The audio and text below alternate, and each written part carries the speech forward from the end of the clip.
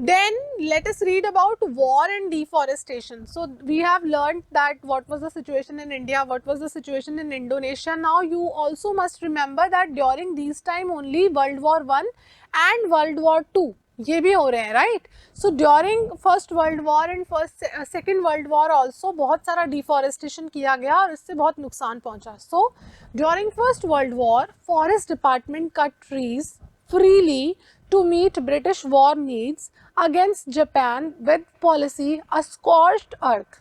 Okay, so first world war के time पे क्या हुआ, फॉरेस्ट डिपार्टमेंट ने बहुत सारे ट्रीज काटे ताकि वॉर की जो ज़रूरतें हैं उनको पूरा किया जा सके. और जापान की एक पॉलिसी थी, कौन सी, a scorched policy, scorched earth, right.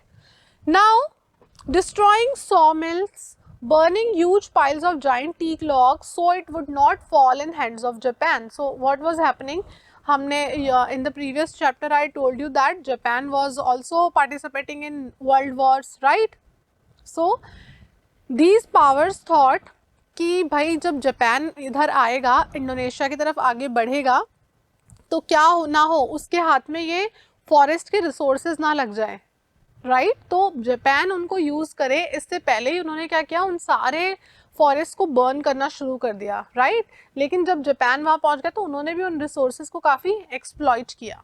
Then the Japanese exploit forest recklessly for their own war industries and forced local people to cut down forest. तो जापान भी जब वहाँ पहुँच गया, so what he did, he told local people to cut down the forests. So ये सब मिला के वर्ल्ड वॉर के टाइम पे बहुत तबाही मचाई इन लोगों ने और बहुत लार्ज स्केल पे डिफॉरेस्टेशन हुआ. So during First World War and Second World War, colonial powers would not have been successful if they had not been able to exploit the resources and people of their colonies. अब ये जो First World War और Second World War हुआ, इसके अंदर जो colonial powers थे, they would have never been able to successful अगर इन्होंने लोगों को सप्रेस नहीं किया होता और रिसोर्सेज को एक्सप्लॉइट नहीं किया होता. Britain was exploiting people of India, exploiting resources of India, generating lot of wealth from India, जिसको ड्रेन ऑफ वेल्थ थ्योरी भी कहते हैं. Will be reading in modern history next year. So generating lot of wealth from year, और उस wealth को क्या कर रहे थे, आगे वर्ल्ड वॉर में यूज कर रहे थे, राइट, खुद जीत रहे थे उससे. तो अगर वो कॉलोनियल पावर्स नहीं होते, हमें कॉलोनीज नहीं बनाते या बाकी देशों में भी अपनी कॉलोनीज नहीं बनाते, तो कभी वर्ल्ड वॉर नहीं जीत पाते. Both world wars had a devastating effect on the forest of India, Indonesia and elsewhere. So ये जो वर्ल्ड वॉर्स थे, they have put a devastating effect on the forest of India, Indonesia and elsewhere. मतलब ये जो world Wars था उनका बहुत ही बुरा एक इफेक्ट पड़ा इंडिया में, इंडोनेशिया में, अफ्रीका, जितने भी कॉलोनीज थे ना, उन सबको बहुत सफ़र करना पड़ा क्योंकि बहुत लार्ज स्केल पे डिफॉरेस्टेशन हुआ वर्ल्ड वॉर्स के time. Now new developments in forestry. So since 1980 conservation of forests have become important goal rather than collecting timber. अब क्या हुआ, 1980 के बाद लोगों को समझ आने लग गया, गवर्नमेंट्स को रादर समझ में आने लगा, क्योंकि कॉलोनियल पावर्स तो जा चुके थे 1980 तक, right.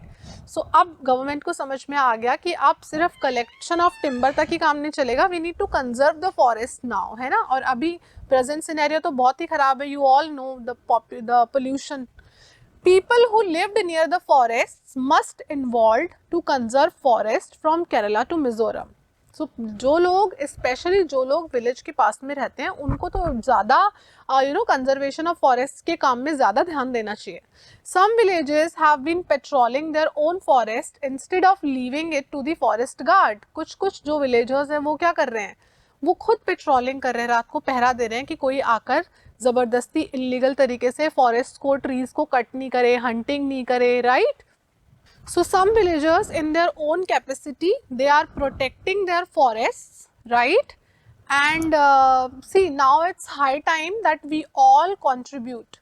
You know that all the countries, all over the world, different countries, they are all participating. They are all discussing how we can conserve the environment. So it is not only the duty of the government, but it is the duty of the citizens also. So it is our duty also that we should also take some measures. We should also become very, very particular, and we also take some steps for the betterment of the environment. So with this we come to the end of the chapter. I hope you all have enjoyed the chapter. Take care. Thank you, children.